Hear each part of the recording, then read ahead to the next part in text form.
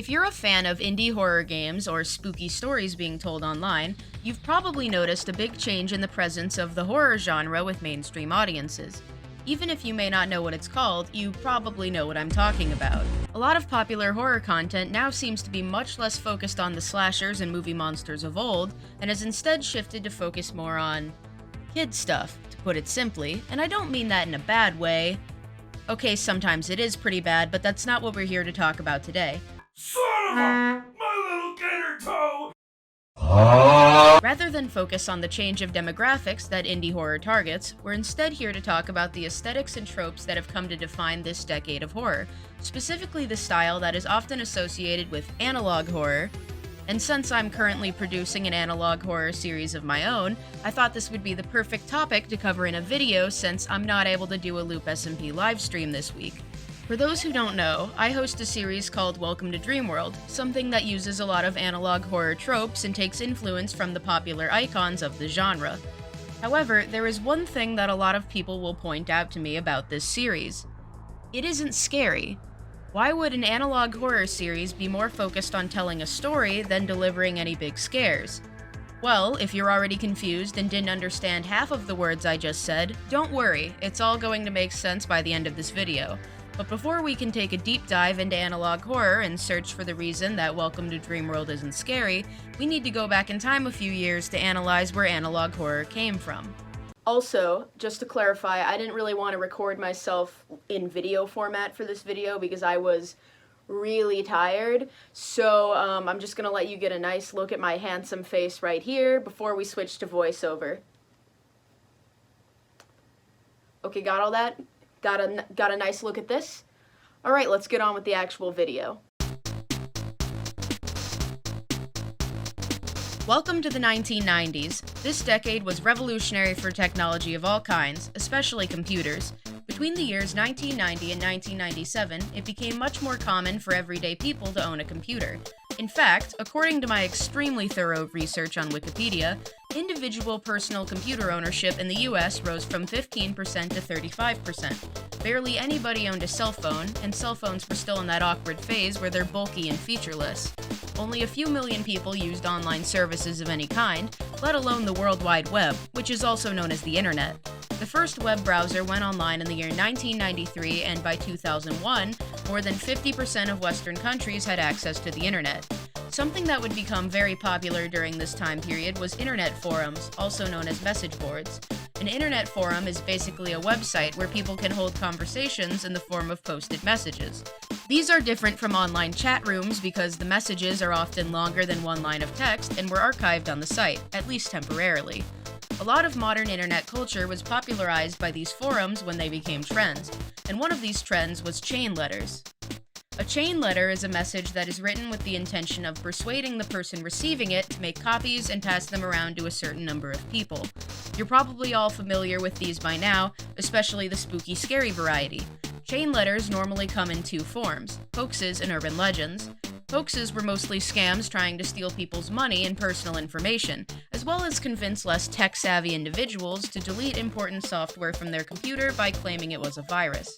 On the other hand, urban legends would warn users of imaginary threats or claim to be notifying them of important information. A lot of famous urban legends would be about scary monsters or ghosts, and that was what the term became more well known for in later years. So now we have people sending each other scary stories on the internet that would be spread at a rapid-fire rate due to the nature of chainmail messages. Very cool. Oh my gosh! A floating shopping list! Also, I do want to clarify that chain letters did exist before the internet. They used to be known as physical mail that would be used to raise money in the 1890s, often for fundraisers with a more noble cause than what future hoaxes would scam people for. It's actually pretty interesting, and I had no idea that chainmail existed like a century before computers did, but we haven't even talked about Slenderman yet, so nobody fucking cares about any of that. Let's move on. Now that we've reviewed what chain letters and urban legends are, we can finally talk about the first major instance of online horror, Ted the Caver. For those who don't know, Ted the Caver was a story made in the form of Angel Fire blog posts with pictures and descriptions that were presented as if they were all events happening in real life. They were not, the story was entirely fictional, but it did fool a lot of people at the time due to how new this concept was. The blog posts were, in this fictional narrative, written by a spelunker named Ted recounting his experiences exploring Mystery Cave. The posts detail events that occurred in December of the year 2000, when Ted and his friend Brad began exploring a cave they found close to their home. Upon entering the cave, the two friends discovered a narrow passageway with a small hole they began to drill through to allow farther exploration. They would encounter unnatural gusts of wind, ghastly screaming, and odd hieroglyphics deeper in the cave. The blog stopped updating on May 19, 2001, with a very abrupt end to the story that had kept so many readers on the edge of their seats. This post detailed a 3-week period after their last visit to the cave, where Ted and Brad both suffered from nightmares and hallucinations, drawing them to visit the cave one final time for closure. Ted armed himself with a gun and knife, claiming that he will answer everybody's questions when he returns from this trip. The blog has never been updated since. Ted the Caver would go down in history as the pioneer of a popular genre of internet horror, most famously known as creepypasta. Creepypastas are urban legends, often horror-related, that tell stories to be shared around on the internet. This definition would later broaden to be used as a catch-all term for any horror content posted online. Creepypastas are normally short paranormal stories intended to scare readers, many of which would contain very morbid tales of murder, self-unaliving, and otherworldly occurrences. Once again, thanks Wikipedia! A lot of the earliest creepypastas were about rituals, personal anecdotes, and other supernatural occurrences. Two examples of these early creepypastas were the urban legends surrounding Polybius, I probably butchered pronouncing that, and Bunnyman. I'm not even going to try to say this right, but Polybius, however you say it, was a fictional 1981 arcade game that was part of a government-run, crowdsourced psychology experiment based in Portland, Oregon. Gameplay would cause intense, psychoactive, and addictive effects in players, and the few arcade machines to be public displayed were often visited by men in black suits for the purpose of data mining. This story would actually be the main inspiration for the song Cabinet Man by Lemon Demon, which I actually made a short video game about a while ago with my friend Nettle. You should go check it out. Bunnyman, on the other hand, was about two incidents that allegedly took place in Fairfax County, Virginia in 1970. The story has a lot of different versions, but most involve a man wearing a rabbit costume that attacks people with an axe or hatchet. Very exciting. From the late 2000s to the early 2010s, websites that were dedicated to creepypasta began emerging as the genre rose in popularity. Some notable online platforms I should mention are creepypasta.com, created in 2008, and the creepypasta subreddit r/nosleep, created in 2010. These two websites stood out amongst the rest and helped create a permanent archive of creepypasta, which forever changed the genre and helped mold it into what it is today. I don't have time to go over every single creepypasta that ever existed, but I will speedrun us through some of the most popular ones so you get the basic idea. But wait! Hold on a second. Before I list a few examples of popular creepypastas, I should probably make sure that you're familiar with the subgenres that are well known within the creepypasta community. Lost episode creepypastas are stories that describe fictional television episodes, typically from children's shows, that were never aired or removed from syndication due to their grotesque content. These supposedly lost episodes would normally center around the death or self-unaliving of a character in the show, with notable examples being Squidward's self-unaliving, Dead Bart, self-unaliving Mouse.exe, and Max and Ruby 0004. I've actually never heard of that last one before scripting this video, but I guess it was a real thing for some reason. Video game creepypastas focus on video games that contain grotesque content that sometimes influences or leaks into the real world. A lot of video game creepypastas are about one or more character in the game being evil and killing everyone else, or even just a really unsettling vibe that was the result of the game itself being haunted. Psychotic killer creepypastas are my least favorite, but they're probably one of the most popular subgenres. They're about regular people, normally a teenager, becoming a crazy murderer after a series of unfortunate events, often with a trademark disfigurement to help with all of the early 2010s edge. Just by Googling some random name with the killer after it normally yields results of creepypasta OCs that look like they could plausibly live inside of a Hot Topic, which I am extremely jealous of because we all know that I will never be that fashion forward. It's kind of like how you can search for your name with the Hedgehog after it, so you can see what you'd look like as a DeviantArt Sonic OC. I already have an actual Sonic OC, as you can see here, but this is the one that Google gave me. Last but not least, supernatural monster creepypastas are scary stories that involve supernatural beings or legendary monsters. These are kind of like the spooky tales you tell on camping trips, huddled around the campfire late at night with your friends. Got all that? Good, because I'm about to throw you headfirst into the most fast-paced list of popular creepypasta media that I could find. Finally, we can talk about Slender Man, one of the first creepypasta characters to become iconic with the fandom, and one of the pioneers of the Tumblr sexy man category of characters. Slender Man is a thin, tall humanoid with no face who wears a black suit. The character was made in 2009 for a Photoshop competition, where people saw the images of him and went wild writing stories about it, most of which involved Slender Man targeting children and roaming ominously in the woods. Slender Man would later be featured in the Marble Hornets ARG series on YouTube, which introduced the characters Masky and Hoodie to a world of creepypasta, and the lore of this series would influence a lot of the more mainstream stories written about Slender Man. This story was also what brought creepypasta into the public eye after a controversy in 2014, but that's not really something I want to cover in this video. Jeff the Killer is a story about a teenager named Jeff, who becomes a psychotic murderer after a series of very, very unlucky and equally unrealistic events. Jeff beats up some bullies. His brother takes the fall for it. Jeff goes to a birthday party where the bullies attack him again. He gets severely burned and disfigured after killing all the bullies at said party, carves a smile into his face with a knife, and goes on to become yet another famous creepypasta character that people would simp over.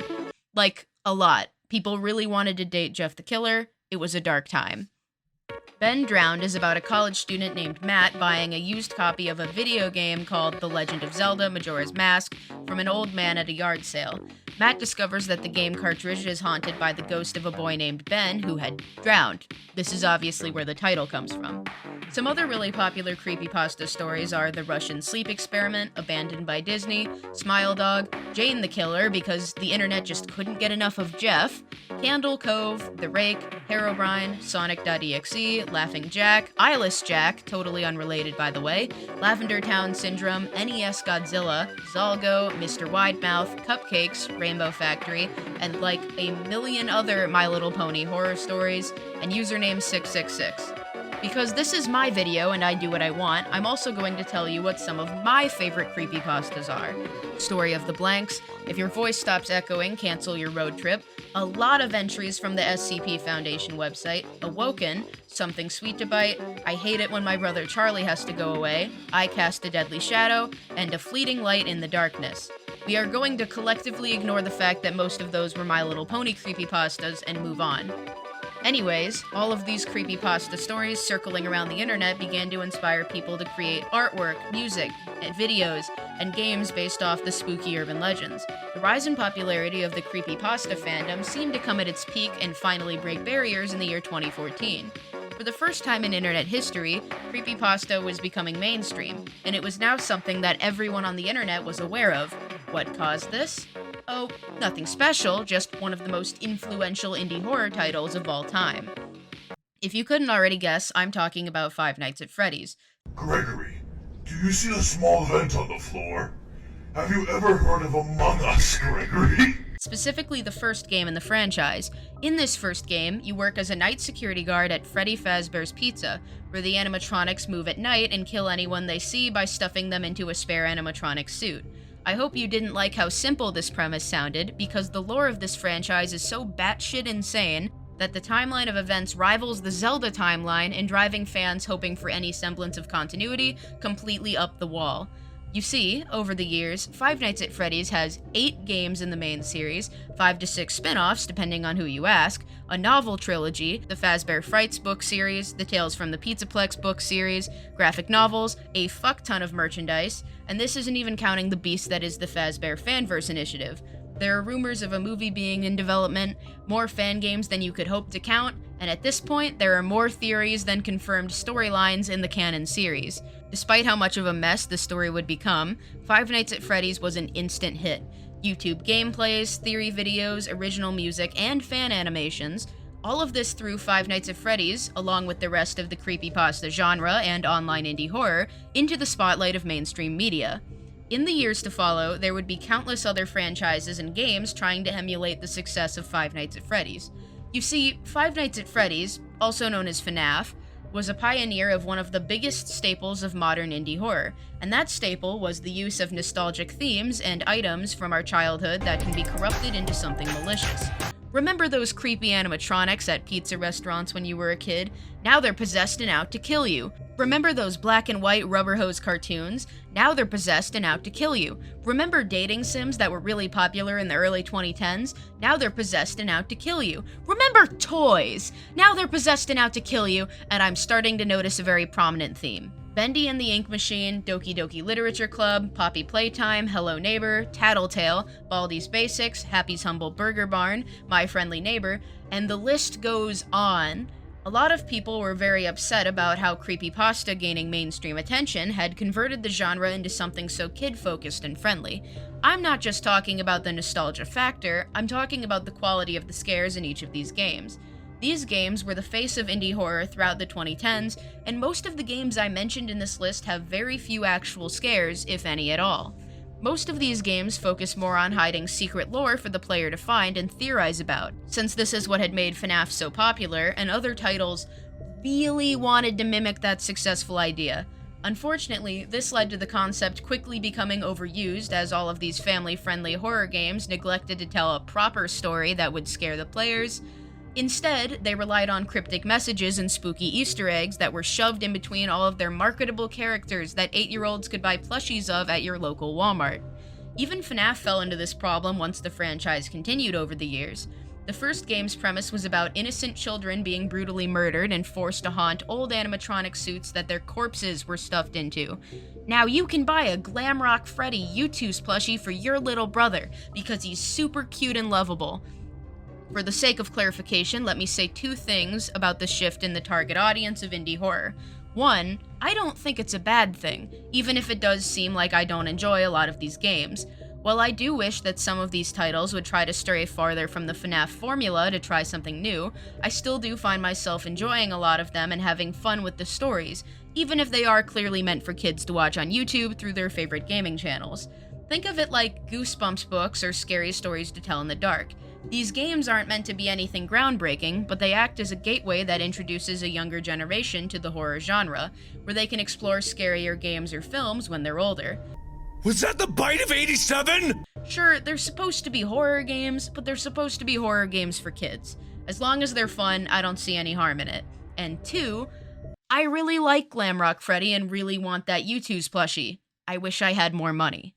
With that being said, even if the shift in demographics wasn't a bad thing, a lot of people were getting pretty tired of the same repetitive formula in all of these family-friendly horror games. Hardcore horror fans wanted something new, something scary, something that would satisfy the same part of their brains that creepypasta stories used to occupy. Thankfully, the horror community would get exactly what they wanted in the form of analog horror. This script is now 6 pages long, and we've finally gotten to the topic of this video right before page 7. I am an incredible content creator.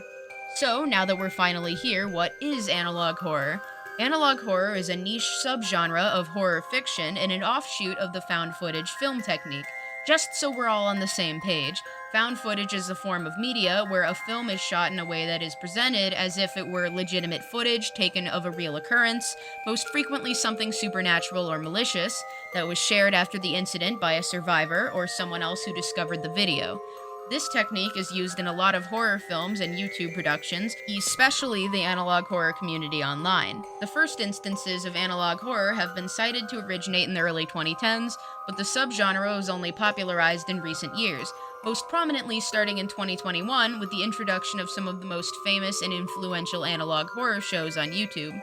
For this section, I'm going to recycle a lot of ideas from the creepypasta portion of the video. I'm going to break down the most common tropes in analog horror so we're all familiar with what these videos are normally like.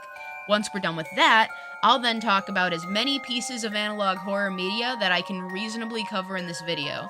I also want to give credit where credit is due, because I ripped most of my information of these tropes directly from tvtropes.org, which is arguably a way better source than Wikipedia. Trope number 1, ambiguous situation. Many circumstances surrounding the footage are kept vague, hiding a lot of information and details about world building rather than giving it to the audience directly. Trope number 2, apocalypse how. This is pretty self-explanatory because a lot of analog horror stories are about the end of the world. Trope number 3, apocalyptic log. Basically every video of this subgenre turns into one of these eventually, where the POV character archives information and footage about some entity or event causing the apocalypse. Trope number 4, brown note. Many videos are said to contain harmful stimuli, like how watching the tape in The Ring will cause your untimely demise or trigger a monster to come after you. Trope number 5, cosmic horror story. A common source of the strange occurrences in every analog horror series are cosmic threats beyond mankind's grasp, often anomalies that break the rules of our universe or aliens from another world. Trope number 6, decade-themed filter. Based on the footage I've shown you thus far, it should be pretty obvious what this refers to. Most videos in this style have VHS filters and effects that make the footage look old and dated, like it was recorded in the 90s or played on an old tape. Trope number 7, deliberate VHS quality. We just explained it in the previous trope, so I'm skipping this one. Trope number 8, do not adjust your set. Interruptions in filming these videos is very common in analog horror, most frequently by monsters or other external threats attacking the camera or interfering with the broadcast signal of the footage we're viewing. Trope number 9, downer ending. This one is also very self-explanatory, but most analog horror stories have a grimdark ending, normally with the main characters dying. While a lot of analog horror shows are ongoing and don't currently have endings, it is very rare for those that do have endings to have a good one. For the sake of brevity, I'm just going to breeze through these next few tropes and only stop when I feel like one needs to be explained, because a lot of these speak for themselves. Trope number 10, emergency broadcast. Trope number 11, extremely short time span. Trope number 12, facial horror, normally involving the uncanny valley and distortion of human faces. Trope number 13, freeze frame bonus, or stuff that flashes across the screen very quickly. We got haunted technology, in-universe camera, madness mantra, maybe magic, maybe mundane, mood whiplash, nightmare face, nothing is scarier, aka when stuff off-screen is left up to the viewer's imagination, off-the-shelf FX, ominous visual glitch, reality has no soundtrack, Retrospective, which is a visual style from the mid-1980s to the mid-2000s, silence is golden, soundtrack dissonance, strictly formula, vanity plate, and we are experiencing technical difficulties. That is a lot of tropes for one genre, especially an extremely niche subgenre of all things. You can probably see why a major complaint about analog horror is that a lot of the videos in this genre follow the same patterns. VHS effects, cryptic imagery, ambiguity on the subject matter, and a lot of fake informational broadcasts. Even if a lot of the scares in analog horror can get pretty repetitive once you're too familiar with all of these ideas and tropes, I think that the people who complain about these things don't give most analog horror shows enough credit. Despite utilizing a lot of the same tropes and concepts, most analog horror stories are very unique and elaborate, making it surprisingly difficult to find more than one series with the exact same premise. While a lot of mainstream indie horror games tend to follow the very same story premise with haunted animatronics or haunted toys, most of the popular analog horror stories have a much wider variety of ideas. To get you more familiar with analog horror videos and shows, I'll go over as many of them as I possibly can right now. To get an idea of which projects I should cover, I reference the analog horror iceberg made by Metallic Statues on icebergcharts.com. Stay tuned until the end of this list if you want to hear me talk about Welcome to Dreamworld again, because that is probably the most obscure thing I'll discuss in this video. Let's leave! But the door is locked, and the only way out is through the...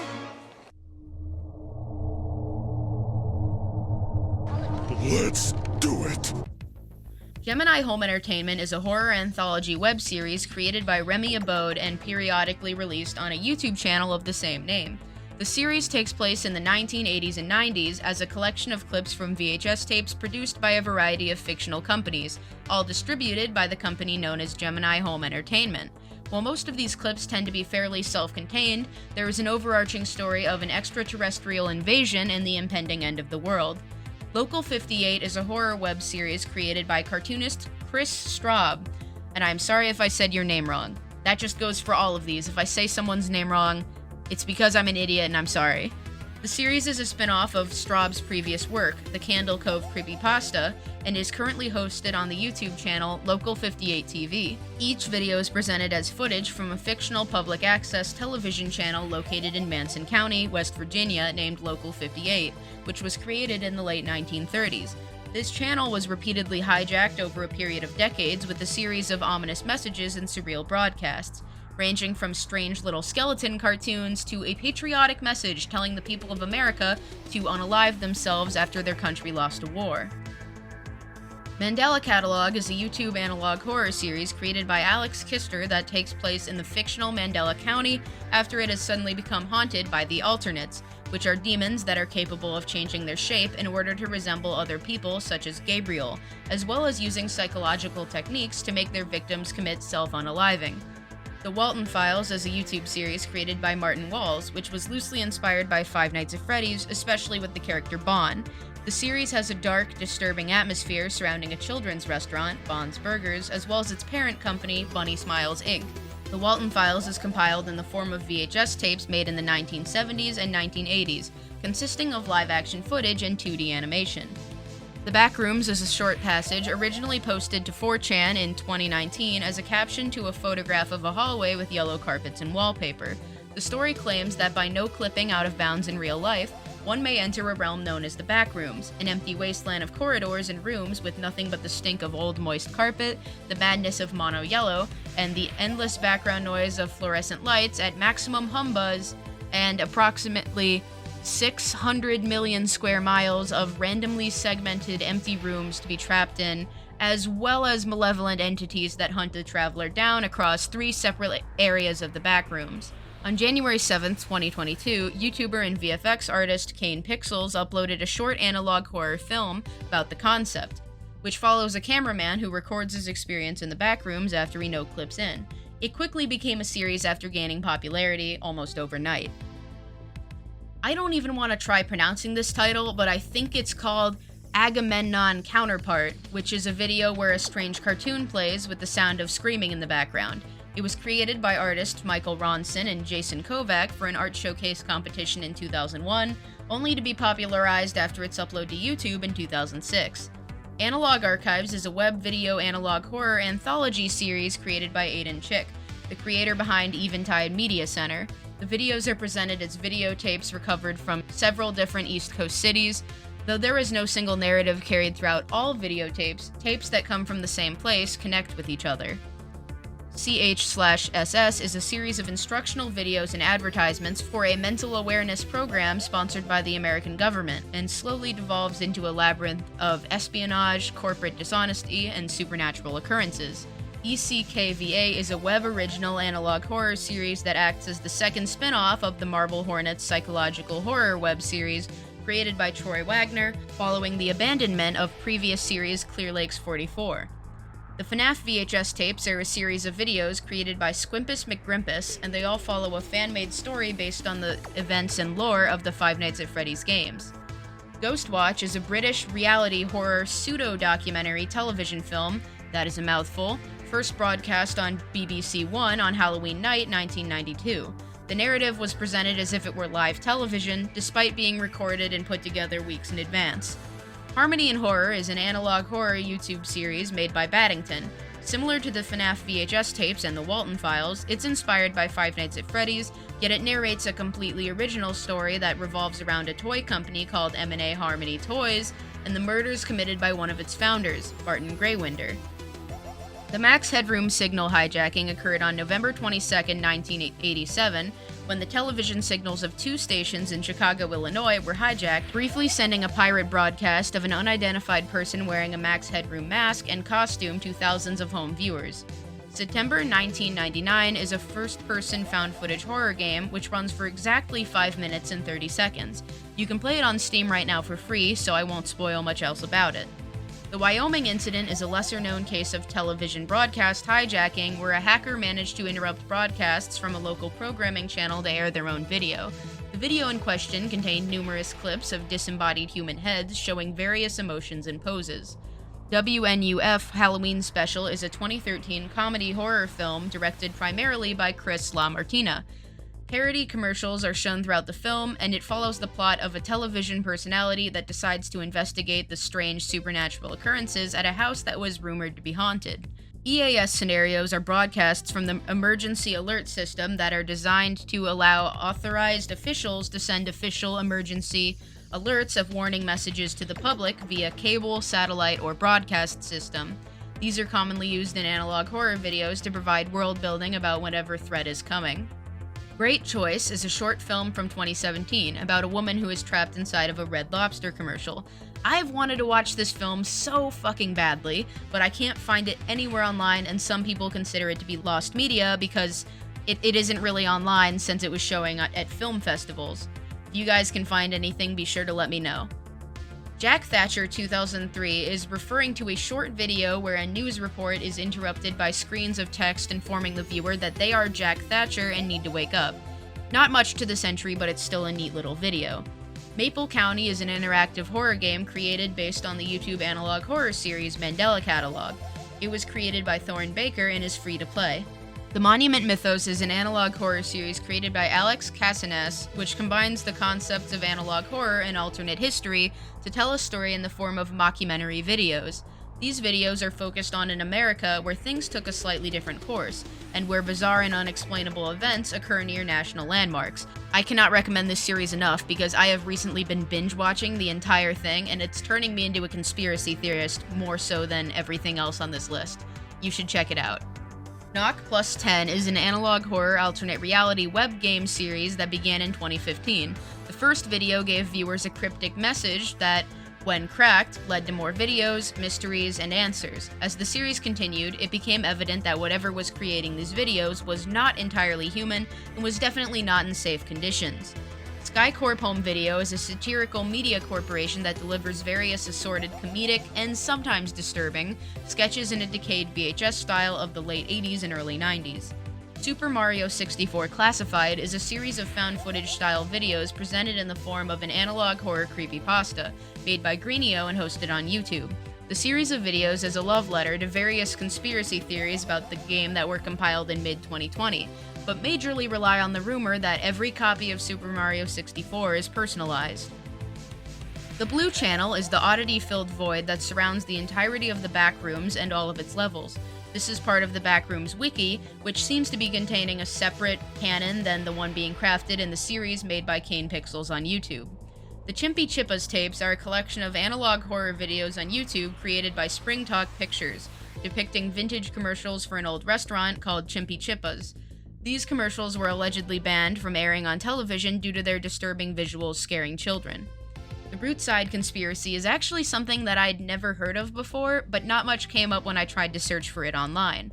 On the iceberg I'm referencing for this video, the link connected to it led to a YouTube channel called The Mister, which has a large collection of analog horror videos that seem to be connected to something called the Hartwin Archives. I may look more into this story later for more information. The Scrimblow catalog is a parody of Mandela Catalog that was actually created by Alex Kister, who also created that popular analog horror series. It was made in response to a tweet claiming that every analog horror series is the same thing, with the same jump scares and such. If you haven't already seen it, I highly recommend checking this video out for yourself. It is a cinematic masterpiece.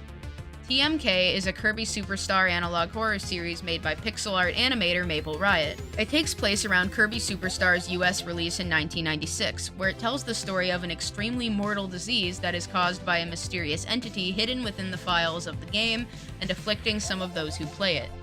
Now this is the part of the video where I ran into a problem. This script is now 12 pages long, but there are 32 entries left on the iceberg, and I still have to talk to you about Welcome to Dreamworld. I can't possibly go over the rest of these projects, so I'll just leave their names on screen in case you want to check them out on your own. I think that we've covered more than enough analog horror projects for this retrospective, including all of the most popular and influential titles, as well as some more obscure stuff that was fun for me to learn about. So, after all of that, we can get back to the question I mentioned at the start of this video. If Welcome to Dreamworld is meant to be an analog horror series, why is it more focused on storytelling than actual scares? To put it simply, it's because that's what I think makes analog horror, and all horror in general, so unique in comparison to other genres. Ever since I was younger, I've always had a morbid fascination with the horror genre. Not because I liked watching all of the characters die or anything, but just because horror stories were normally the only stories that I couldn't predict. I spent most of my time reading when I was a kid, so I was already familiar with the tropes of most genres at a very young age. Whenever we were reading a book for class, I could normally predict the ending about halfway through and got bored almost immediately. Yet for some reason, even when the horror films were more campy and followed a lot of common tropes, they were the only stories that kept me engaged. For as long as I can remember, I've always been addicted to watching horror movies with my dad and rambling out long paragraphs of analysis about the themes behind each one. Horror is a very unique genre because it allows for a much wider range of creativity with themes, plot twists, and very complex narratives that keep the viewer on the edge of their seat. I didn't like the horror genre because it was scary. I hadn't actually been scared of any horror movies since I was like 6 or 7 years old. No, I was drawn to the horror genre because it was very unique with all of its otherworldly concepts and crazy ideas. Even sci-fi stories tend to follow a strict list of tropes in comparison to horror stories. There are a lot of ghost movies in the horror genre, sure, but most of them tackle the idea in very different ways. I feel like I'm just rambling at this point, and I'm probably not making a lot of sense, so let me summarize my thoughts in a more concise manner. The horror genre is unique because it isn't aiming to follow a specific story arc or setting, and the only true goal of the horror genre is to get a good reaction, whether it's fear or morbid fascination. A horror story can take place anywhere, anytime, with anyone and anything.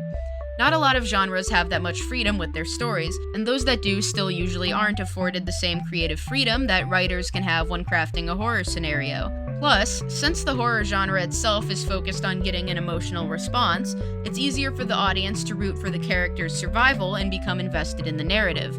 There are some outliers, as there are in every genre, and there are also a lot of duds. But when a horror story is good, it's almost always better than the stories I've read in every other genre. In conclusion, I like horror because of the unique stories that are told through such dark events and paranormal scenarios. I'm making Welcome to Dreamworld for myself, not for any audience or external source. The series is more focused on the characters and storyline than actual jump scares because that's what I enjoy most about other analog horror projects, the world building. Each episode is formatted in a VHS tape style because that's the style I really like to watch when I'm browsing the internet for more analog horror content. However, even though I am making Welcome to Dreamworld for myself, I am still trying to improve the quality of the series to make each episode better than the last. I'm taking what I've learned from watching and analyzing other analog horror projects and applying that to my own work, taking note of what I did and did not enjoy watching. I know that Welcome to Dreamworld is the most popular project on my channel right now, since Loop SMP videos and animatics don't perform nearly as well, so I still do care about making sure my audience enjoys the story as much as I do. And yes, the story was initially my idea for a FNAF fan game, but I decided to turn it into my own original series instead after people told me it was very unique story-wise. Since a lot of my other inspirations for Welcome to Dreamworld are stories that exist outside of the horror genre, like Portal 2 and Gravity Falls, it does make sense that the series is more driven by the relationships forming between the characters and the mystery they're uncovering about the Dreamworld Entertainment facility. If I had to explain it, I'd say that Welcome to Dreamworld is like the Goosebumps of analog horror. It's meant to be a more lighthearted take on the genre that can act as a gateway for younger viewers to work their way up to scarier stuff, like Mandela Catalog or Local 58. I've gotten a lot of criticism from people who are concerned that making analog horror content for a younger audience will dumb down the genre, repeating history from when indie horror games became more family-friendly. I responded to this concern in 2 ways. 1, I simply shrugged it off, since I'm only here to tell a fun story about the characters I love. 2, I decided to add some really fucked up visuals and jump scares in some of the episodes just to throw everyone for a loop. It's nothing too morbid or grotesque, since I still want my younger viewers to enjoy it, but I had a lot of fun working with the art team to bring these spookier scenes to life, and judging by the comments section on some of those episodes, it is very clear that the scare got a few people. Anyways, there you have it. That was my full analog horror retrospective, along with some insight to my thought process behind Welcome to Dreamworld, my very own analog horror show. If you want to support my work so I continue to improve each episode of my series, as well as put more money into videos like this one, consider joining my Patreon. All of that money goes directly back into these videos, and it helps a lot because I can't have a job while I'm at college and I need the money to pay my crew. Check out my Patreon perks to see what kind of cool rewards you can get. Take a peek at the Welcome to Dreamworld series playlist on my channel, and have a lovely evening. Guys, gals, and non-binary pals, I will see you in my next live stream. Bye bye!